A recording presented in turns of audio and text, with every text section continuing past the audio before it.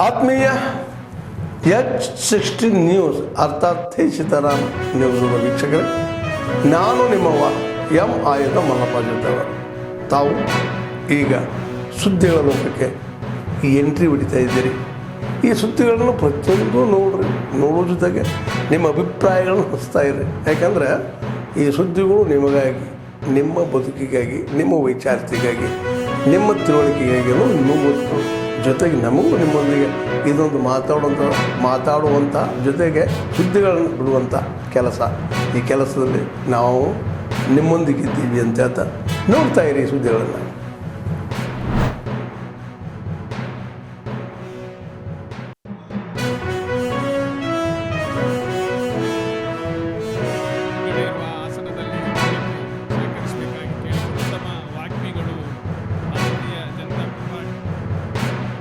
ಕೊಡಲಿಲ್ಲ.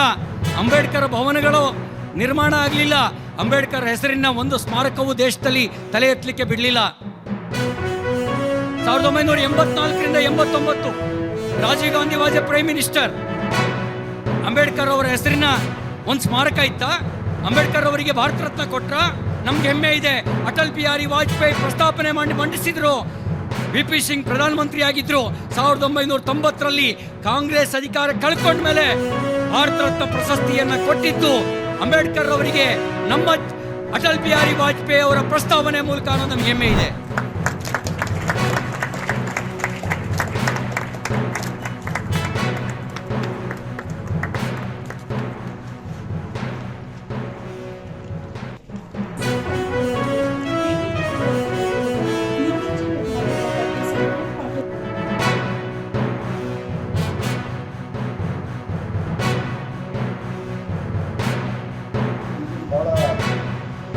ಅಡ್ವಾನ್ಸ್ಡ್ ಟೆಕ್ನಾಲಜಿಯ ವಿಶೇಷವಾಗಿ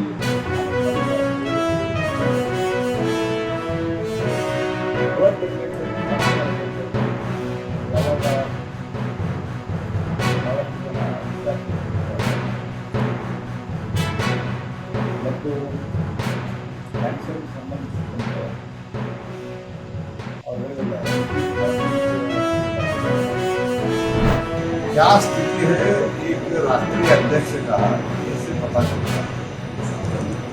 तो राष्ट्रीय अध्यक्ष वही है और राष्ट्रीय अध्यक्ष होते हैं हाईकमांड के हाथ में.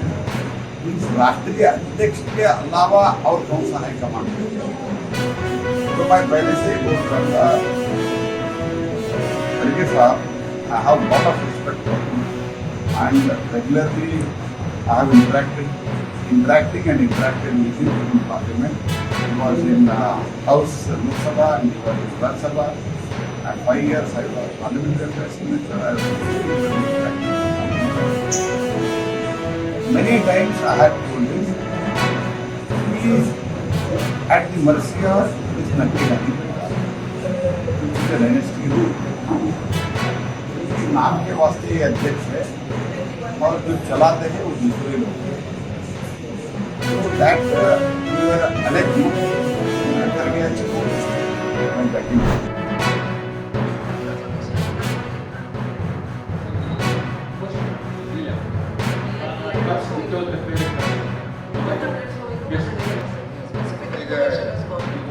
About 46 location actually identified.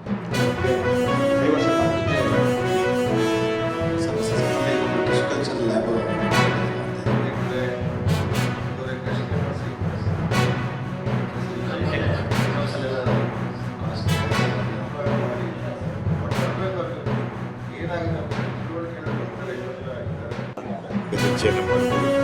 ಎಲ್ಲರೂ ಕೂಡ ಒಟ್ಟಾಗಿ ಕೆಲಸವನ್ನು ಮಾಡಿ ಈ ಜಿಲ್ಲೆ ಅಭಿವೃದ್ಧಿಗೆ ಒಟ್ಟಾಗಿ ಶ್ರಮಿಸೋಣ. ನಮಗೆ ಏನು ಪ್ರಧಾನಮಂತ್ರಿ ಆವಾಸ್ ಯೋಜನೆಯಲ್ಲಿ ಕೊಡ್ತಾ ಇರೋ ಅನುದಾನ 1,20,000 ನಮಗೆ ಗೊತ್ತಿದೆ ಯಾವ ರೀತಿ ಬೆಲೆ ಏರಿಕೆ ಆಗ್ತದೆ, ಯಾವ ರೀತಿ ಜನಗಳು ಕಷ್ಟ ಇದೆ.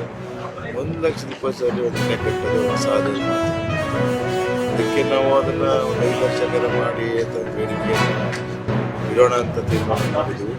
ಪ್ರಾಣಿ ರಕ್ಷಿಸೋದು ಕೆಲಸ ನಮ್ಮೆಲ್ಲರ ಹೊಣೆ.